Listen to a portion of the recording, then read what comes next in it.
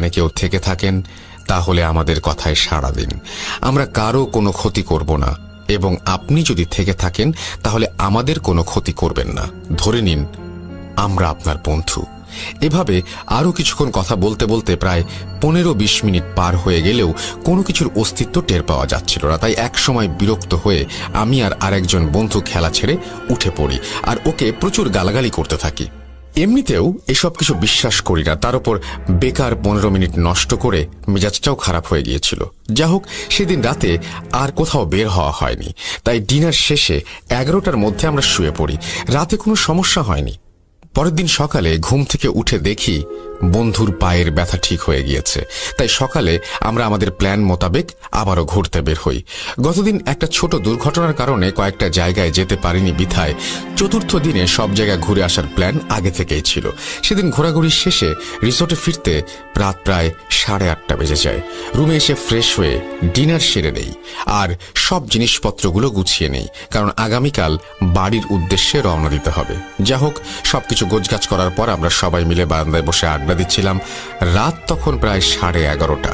আড্ডার ছলে হঠাৎ আমার সেই বন্ধু আবারও ওইজা বোর্ড খেলার ব্যাপারে বলে ওঠে। তবে এবার আমরা কেউ ওকে সঙ্গ দেওয়ার জন্য রাজি নই, কারণ গতদিনই সবটা প্রমাণ হয়ে গেছে। কিন্তু আমাদের সবাইকে অনেকবার হাতে পায়ে ধরে অনুরোধ করার কারণে আমরা রাজি হয়ে যাই। সত্যি বলতে ও এতটাই সিরিয়াস ছিল যে ওর চোখে মুখে আগ্রহ প্রকাশ পাচ্ছিল। আমাদের কাছে ওর ব্যাপারটা এক প্রকার ওভার এক্সাইটমেন্ট বলে মনে হচ্ছিল। আমরা রাজি হবার পরও ও বলে, গতকাল বিকেলের দিকে খেলতে বসেছিলাম বলে হয়তো কোনো সাড়া পাইনি। আজ রাত 12টার পরে খেলতে বসবো, সাথে আমার ফোনে সবটা রেকর্ড করব।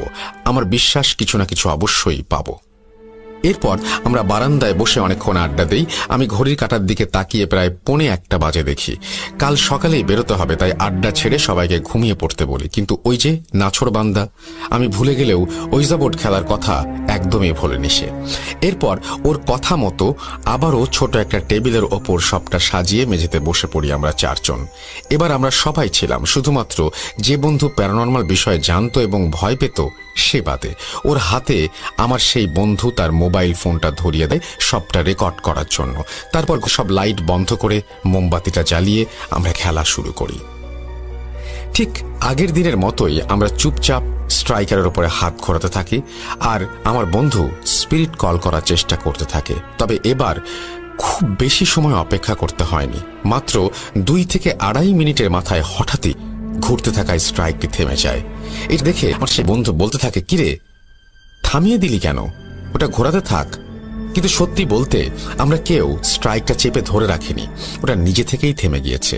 বিষয়টাকে বলার পর ও বলে ওঠে, আল্লাহ, তাহলে এটা কাজ করছে, তোরা কেউ স্ট্রাইকটা ঘোরাবি না। আমি প্রশ্ন করতে থাকবো, দেখি কোনো উত্তর পাওয়া যায় কিনা। এটা বলে ও বাংলায় একের পর এক প্রশ্ন করতে থাকে, কিন্তু কোনো সাড়া পাওয়া যাচ্ছিল না দেখে ইংরেজিতে চেষ্টা করতে থাকে। এই যেমন, Is anyone here? We want to talk to you. If you are friendly spirit, then please talk to us. Please respond. Are you willing to talk to us?